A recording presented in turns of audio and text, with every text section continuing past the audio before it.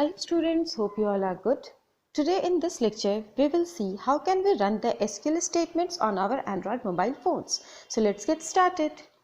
सबसे पहले हम अपने मोबाइल के प्ले स्टोर में जाएंगे और वहाँ पर जाकर के एक एप्रोप्रिएट ऐप जिसमें हम SQL रन कर सकते हैं ऑन आवर एंड्रॉयड मोबाइल उसे इंस्टॉल करेंगे. सो फॉर दिस हमने वहाँ पे लिखा है प्ले स्टोर में एडवांस SQL फॉर एंड्रॉयड. सो जैसे ही हम ये स्टेटमेंट लिखते हैं advance SQL for Android mobile phones, तो हमारे एंड्रॉयड मोबाइल फ़ोन के लिए एक बहुत ही एप्रोप्रिएट ऐप हमें यहाँ प्ले स्टोर में ऑप्शन में मिलता है. इसको जैसे ही हम टाइप करके सर्च करते हैं एक ऑप्शन आता है, सबसे first option, that is advance Android SQL. We will click on that और वो बहुत ही छोटा सा ऐप है, 3 MB का ऐप है. So we will install it. बहुत ही जल्दी, बहुत ही आराम से ये ऐप इंस्टॉल हो जाता है. इसमें ज़्यादा टाइम बिल्कुल भी नहीं लगता है. आप देख सकते हैं मैंने यहाँ पे इसे क्लिक किया है और विद इन अ मिनट ये ऐप हमारे मोबाइल में इंस्टॉल हो जाएगा. ये एक बहुत ही अच्छा ऐप है जिससे हम SQL स्टेटमेंट्स को अपने मोबाइल पे एग्जीक्यूट करके देख सकते हैं. सो ये इंस्टॉल हो रहा है. इंस्टॉल होने के बाद इस ऐप को हम ओपन करेंगे. जैसे ही हम ओपन पे क्लिक करते हैं हमें एक ऐसा इंटरफेस मिलता है इस ऐप का, जहां सबसे पहले हमें अपना नेम एंड ईमेल आईडी से इस ऐप के लिए रजिस्टर करना होता है. So I am writing my name here, that is Shruti, और फिर मैं यहाँ पे अपना ईमेल आईडी डालूंगी. सो मैंने यहाँ पे अपना ईमेल आईडी shruti966@gmail.com डाल दिया है एंड देन मैंने सबमिट बटन पे क्लिक किया है. जैसे ही आप सबमिट बटन पे क्लिक करेंगे आपको ये ऐसा इंटरफेस दिख जाएगा.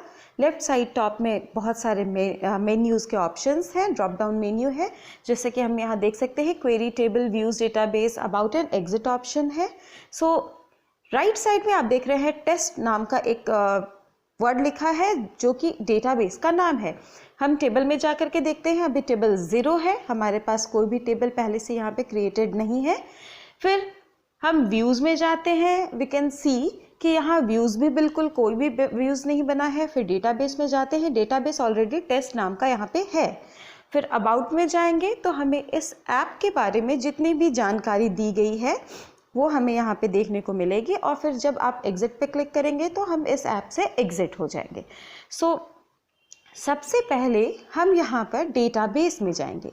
डेटाबेस में ऑप्शन में जा कर के न्यू डेटाबेस जहाँ लिखा है वहाँ हम एक डेटाबेस का नाम लिखेंगे जिससे हम उस डेटाबेस को क्रिएट करें.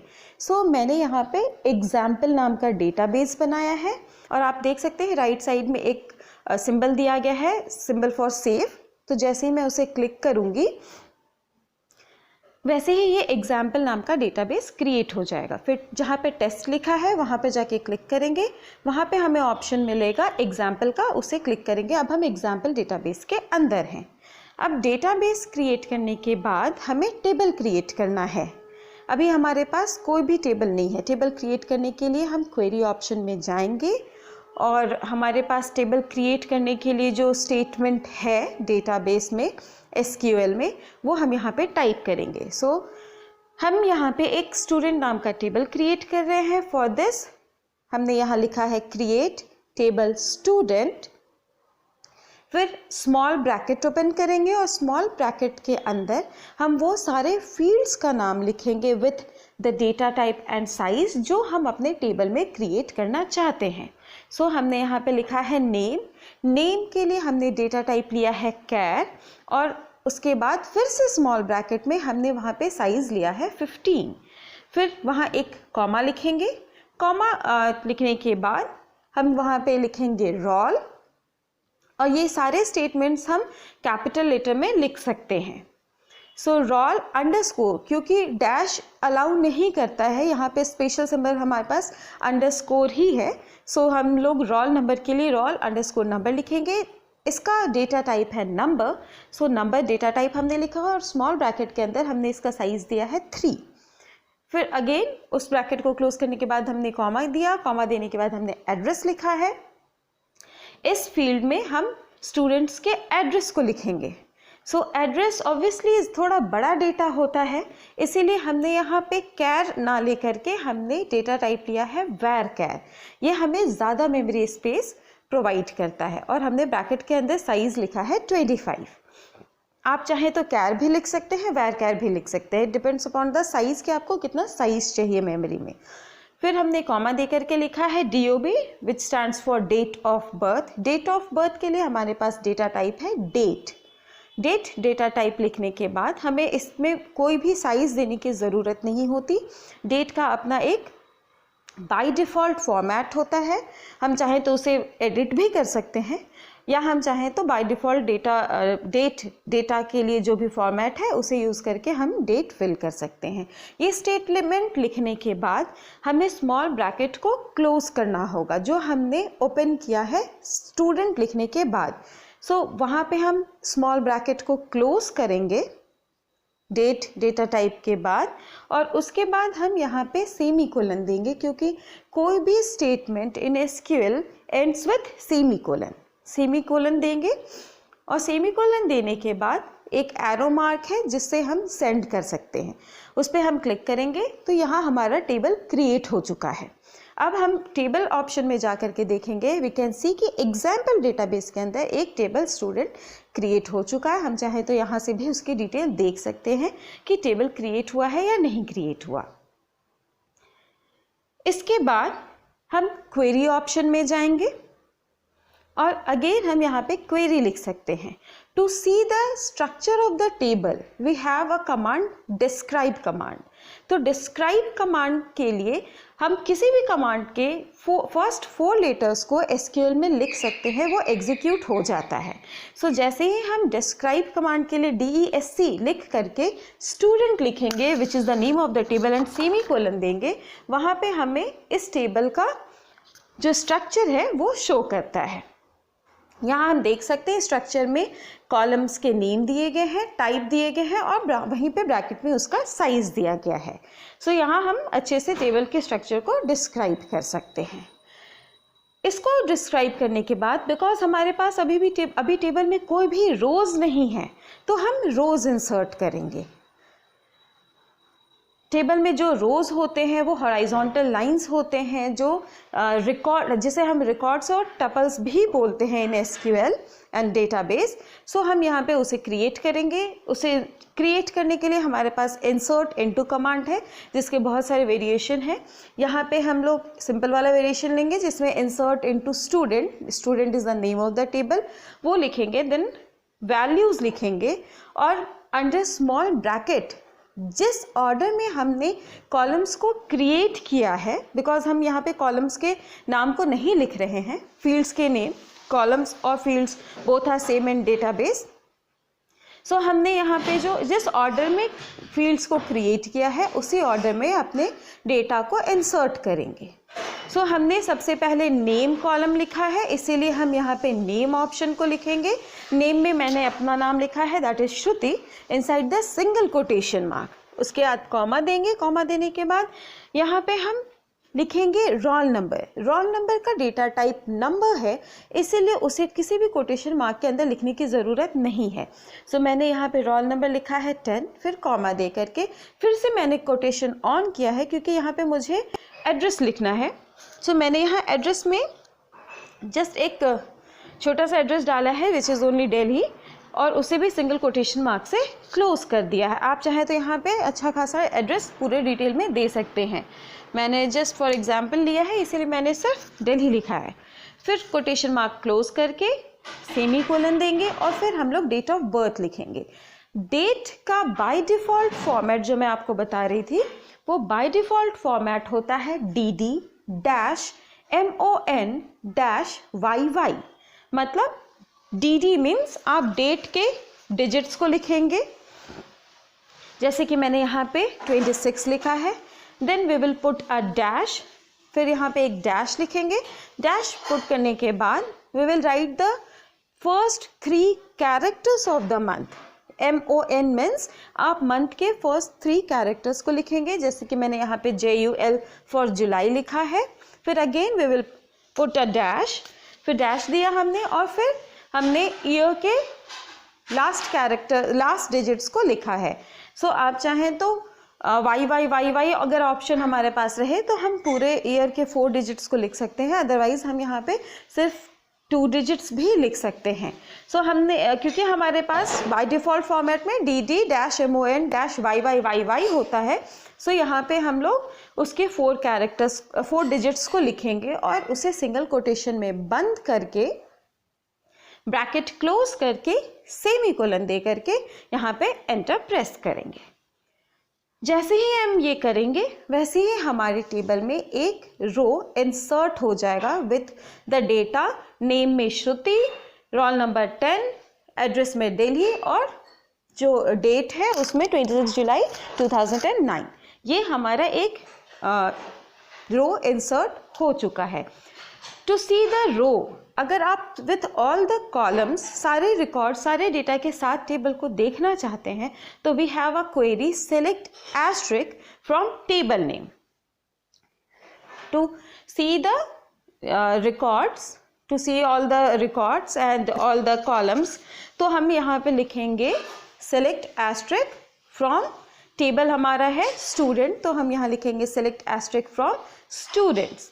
जैसे ही विथ सेमीकोलन लिखने के बाद हम जैसे ही इस स्टेटमेंट को एंटर करेंगे, हमें जो हमारे टेबल में जितने भी रोज़ हैं, क्योंकि हमने एस्ट्रिक लिया है, एस्ट्रिक स्टैंड्स फॉर ऑल, सो जितने भी हमारे रोज़ क्रिएटेड है विथ ऑल द कॉलम्स यहाँ पे प्रिंट हो जाएगा। अगर हमें सिर्फ सिलेक्टिव कॉलम को देखना है, सपोज हमें सिर्फ नेम या रोल नंबर को देखना है, तो हम वहाँ पे select name comma roll number from student लिखते, बट हमने एस्ट्रिक लिखा है तो देखिए यहाँ सारे रिकॉर्ड्स दिखा रहा है, name, roll number, address and DOB। हमारे पास ओनली 1 रिकॉर्ड है तो वो हमें उसी रिकॉर्ड को दिखा रहा है। आई होप आप लोगों को अच्छे से समझ में आ रहा होगा। तो हमारे पास एक रिकॉर्ड था, हम यहाँ पे इसी तरीके से मल्टीपल रिकॉर्ड्स एंटर कर सकते हैं जितने भी कॉलम हमने बनाया है उस कॉलम के अंदर। सो हमने एक और रो यहाँ पे इंसर्ट किया है using the same insert into statement. So हमने यहाँ पे इंसर्ट इनटू स्टूडेंट लिखा, देन वैल्यू, और फिर से ब्रैकेट, स्मॉल ब्रैकेट के अंदर हम यहाँ पे जितने भी डेटा होंगे उस फील्ड के लिए एप्रोप्रिएट, उसी फील्ड के अकॉर्डिंग उसी ऑर्डर में हम यहाँ पे अगेन डेटा डालेंगे। ये चीज़ ध्यान रखिएगा कि हमारे पास जो डेटा टाइप्स है कैर, वैरकर 2, नंबर एंड डेट, सो इसमें नंबर डेटा के वैल्यूज़ को छोड़ करके कैर, वैरकर, डेट, इन सारे के डेटास को जब भी हम लिखेंगे उसे हमें सिंगल कोटेशन के अंदर लिखना होगा। इसीलिए हमने नेम को सिंगल कोटेशन के अंदर लिखा है क्योंकि उसका डेटा टाइप कैर है। रोल नंबर को हमें लिखने के लिए कोई भी कोटेशन मार्क की ज़रूरत नहीं है क्योंकि उसका डेटा टाइप नंबर है। ठीक है, सो नंबर है तो हम लोग उसके लिए कोई भी कोटेशन मार्क नहीं देंगे, हम लोग डायरेक्टली रोल नंबर लिख सकते हैं जैसे कि मैं यहाँ पे लिखूंगी। लेकिन हमारे पास जो एड्रेस है वो वैरकर है, सो वैरकर, अगेन वैरकर लिखने के लिए हमें कोटेशन मार्क देना होगा। तो आफ्टर द कॉमा मैंने यहाँ पे कोटेशन मार्क फिर से ओपन किया है। ओपन करने के बाद मैं यहाँ पे एक जस्ट सिंपल सा एक एड्रेस डाल दे रही हूँ, यहाँ मैंने सिर्फ लिखा है पटना, फिर कोटेशन क्लोज करिए। क्लोज करने के बाद आप यहाँ पे एक फिर से कॉमा देंगे और कॉमा देने के बाद हम फिर से यहाँ पे डेट ऑफ बर्थ लिखेंगे। सो डेट ऑफ बर्थ के लिए डेटा टाइप डेट है, इसीलिए फिर से यहाँ पे हमें सिंगल कोटेशन के अंदर ही लिखना पड़ेगा। So with the same format DD-MON-YYYY, इसी फॉर्मेट को फॉलो करते हुए this is the by default format of data type. आप चाहें तो इसे चेंज भी कर सकते हैं, वी हैव द ऑप्शन, यहाँ पे हम स्टेटमेंट्स यूज़ करके एडिट कर सकते हैं उसके फॉर्मेट को। सो अगेन हमने यहाँ पे डेट लिखा है सिंगल कोटेशन के अंदर। सो हमने यहाँ पे लिखा है 02 डैश, फिर यहाँ पे हम मंथ लिखेंगे, मंथ के लिए फर्स्ट 3 कैरेक्टर्स लिखेंगे। So first 3 characters for December मैंने यहाँ लिखा है DEC, फिर अगेन यहाँ पे डैश देंगे और फिर हम लिखेंगे ईयर को। सो ईयर में हमने लिखा है यहाँ पे 2020